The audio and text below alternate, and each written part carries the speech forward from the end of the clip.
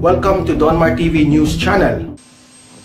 Kailangan yung pagkain magdating without let up, na walang magutom. Kaya rin natin yan. Anong problema ninyo? Meron siya. Ang among problema kay diri Mr. President usagyod, we need some kinanami mga generator para makapadagan sa mong mga pumping station kay namanggoy mga barangay nga ilang kaugalingon. Aside from that, Mr. President, dako kay devastation sa among mag-uuma kay kasagaran diri kalubinhan mo'y negosyo o kini panginabuhi o kini mga utanon unya sa mga kabalayan, Mr. President, nang giingon can wait later katong mga long-term na mga repair nila. Pero katong mga pagkaon, salamat kay Mr. President sa imong tabang diha dapita, Mr. President. Amo lang gyud katong giingon nimo na mentionan mo ganiha katong tubig vital kay namo, Mr. President, o mga pagkaon. Unya ang recovery, unya ang power sa Mr. President. Kasi ang I saw him ang atong energy secretary. Mayong hapon, no? We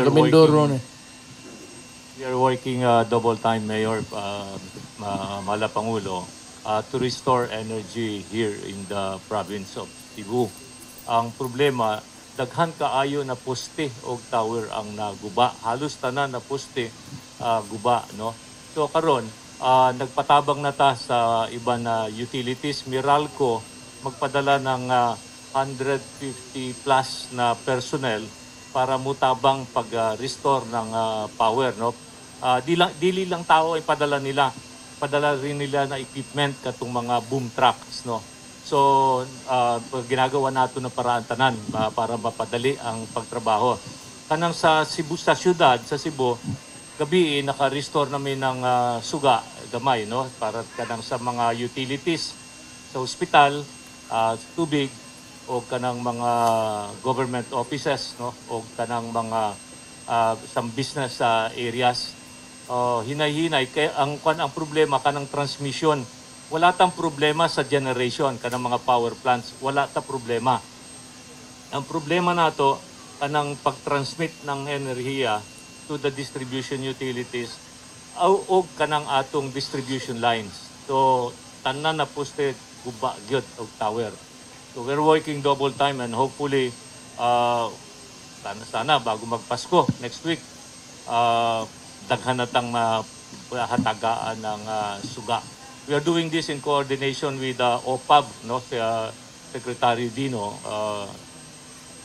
para mapabilis ang trabaho. So we're giving priority to Region 7.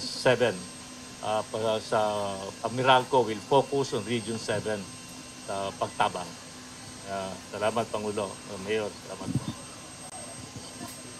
Naaman tanang problema, naaman tanang department po. For the varied problems sa governance, meron tayong departamento lahat. For every field of endeavor, whatever it be, health, you know. Ang health ba, wala kayong problema dito? Kasi alam mo yung tao pag mag-converge, they crowd together. Contamination and transmission is easy. Yan dapat talaga may mga may provincial health officer nandito. Wala. Well, anyway, yes, Secretary Dar. Si Secretary Dar. Opo, mahal ng Pangulo at saka sa lahat po dito sa Region 7. Ang Regional Executive Director po natin ito si Joel Ilomba po. Okay. Ang kagawaran ng pagsasaka, Mr. President, ay meron kaming allocation na nakahanda na ito at anytime this will be given para maka-recover na, makapagtanim na agad ang mga apektadong mga farmers. So dito po sa province of Cebu, meron tayong 300.3 million pesos po for the whole province of Cebu. Para rice, corn, at saka yung quick response fund ay para yung ibang mga commodities na kailangan ng probinsya, yun po ang bibilhin. Province of Bohol po, 104.8 million. So, ang Siquijor ay 10 million. Negros Oriental po ay 30 million. So, we have a total allocation for Region 7 to enhance rehabilitation and recovery for agriculture po. 445.1 million pesos po. Handa na po ito. Larga na po ito. Medyo okay na. So, all we have to do is to listen to the different departments. Ang DPWH,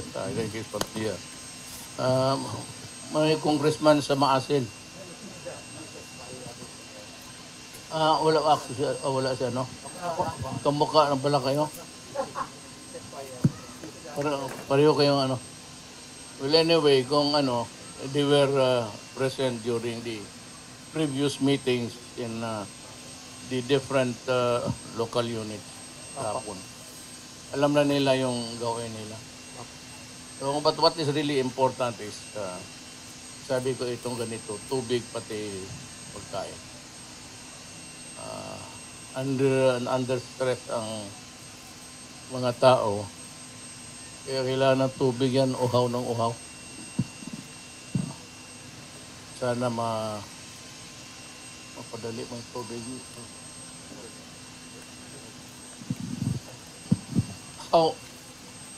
How many hours ba ang travel dito hanggang Cebu, Argao?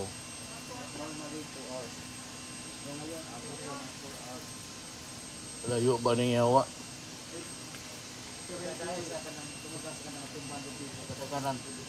Kasagaran 2 hours agad, Mr. President. DPWH na, paspasan lang siguro.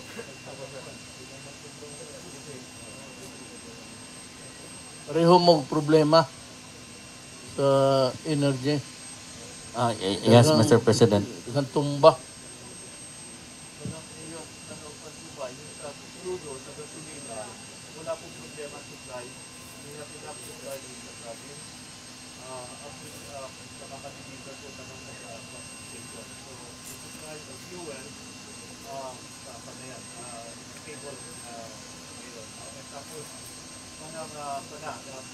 Price increase na tayo ngayon sa LPG o sa kerosene. Kaya dito na naman ang state of calamity. So, wala na. So we have no problem with fuel. Thank you, Secretary. May probinsya na they badly need the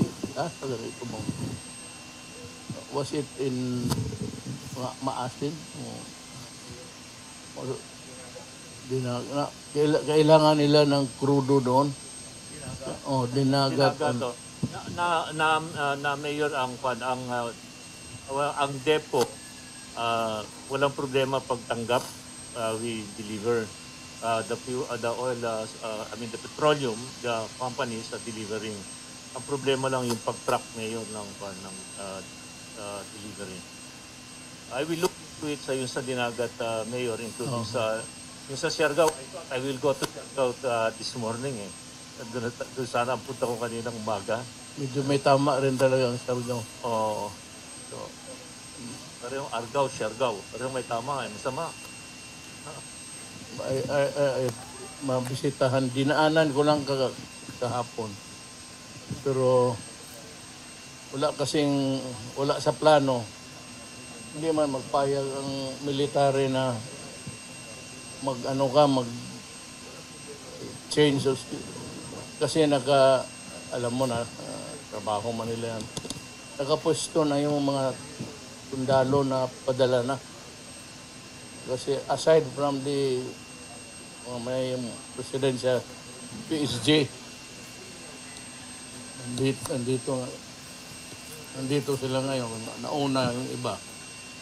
Gwardiya ko, pero sabi ko sa kanila, ayaw kasi one night or two days before, yung mga lugar na pinuntahan ko, padala na sila ng sundalo. So, yan ang protocol ng Presidential Security Command. So, hindi ako makaano. Gusto ko hapon kung kasi may panahon pa. Gusto ko mag-segue doon sa pero wala daw tropa na kasi nakaplano na dito ang landing.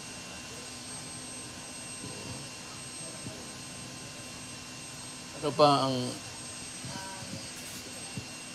This is regarding sa fuel, as mentioned by our dear Secretary na okay yung supply. However po, yung situation po in the city and even in the province of Cebu, makikita nyo po na most of our gasoline stations are nakaline yung mga motorists.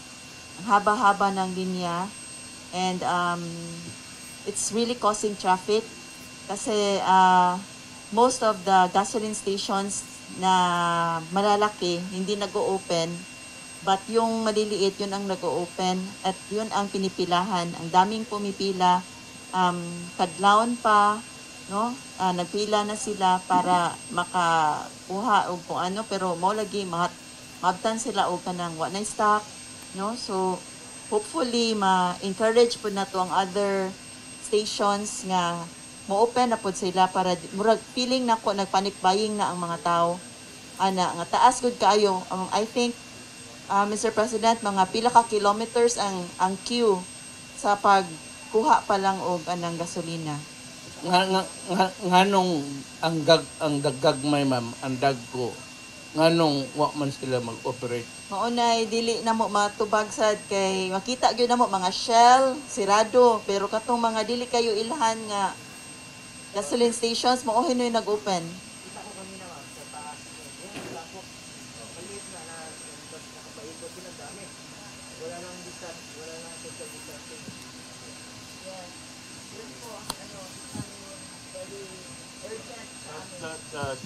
That's true.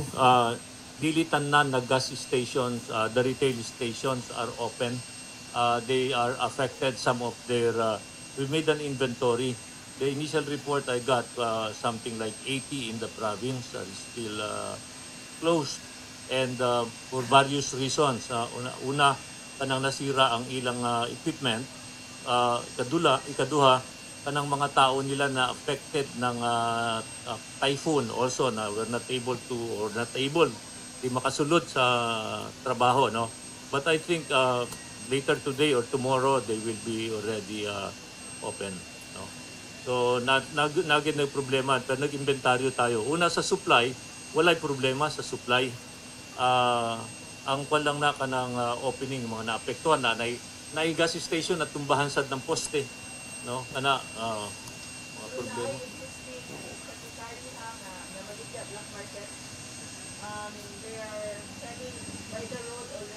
Bote-bote. Oo. Yeah. Patanawan nato na mga ang bote-bote even before talaga no mga motorsiklo kanang mga habal-habal para mga habal-habal naga-supply bote-bote. So siguro they're becoming more rampant roadside na talaga. We look into it. Ma'am. Thank you. Ngayon na lang nato. Tawagan na. Hindi na sila na.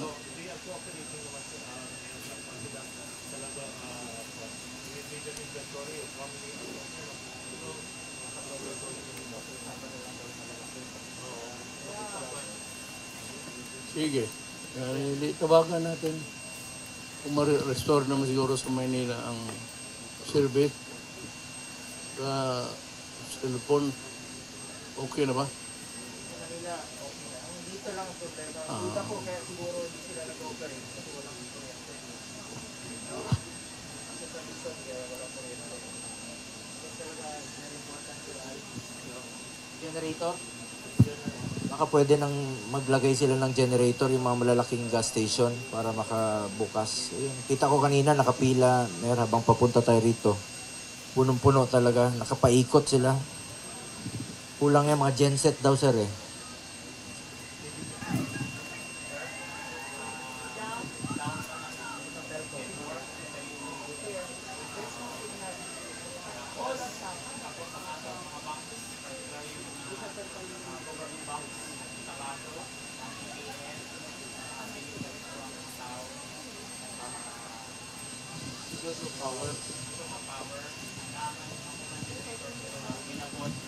Ang ilapod signal ang telco nila murag dili stable. Especially sa mga teachers kay naidaghang teachers nga nanginahanglan og cash pero di sila ka-withdraw kay DBP ug Land Bank man ang ilang servicing banks. Basin matabangan nga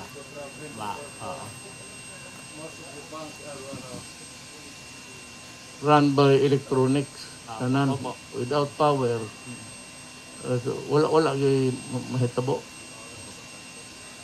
Power, so Ana lang po. hindi na gikan kuan Secretary Algosto.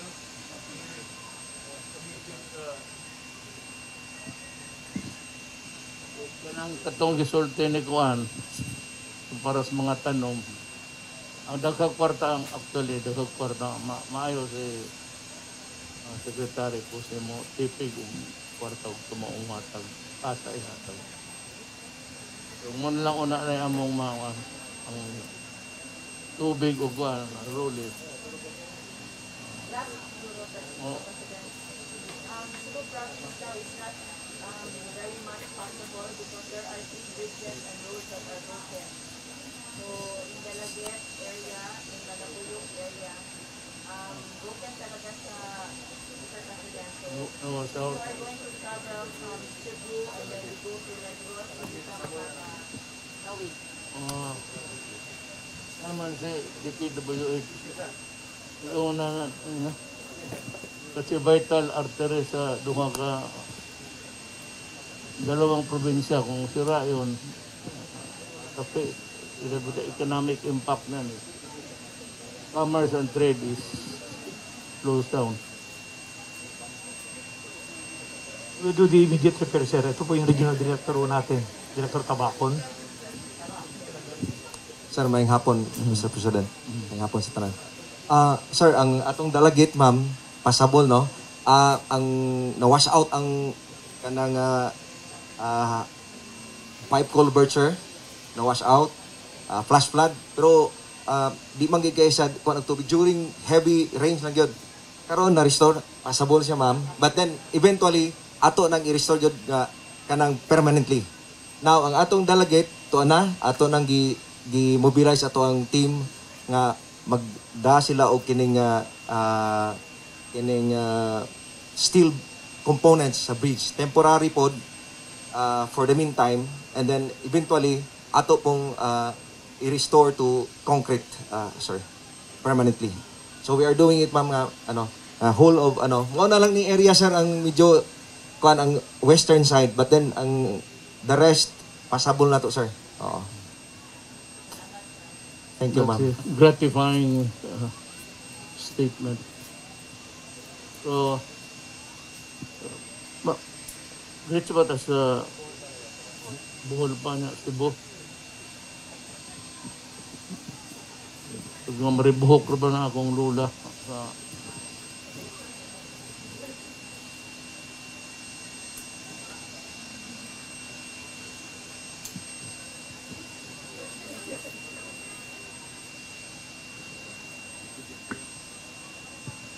Unya, may late ako. Thank you so much.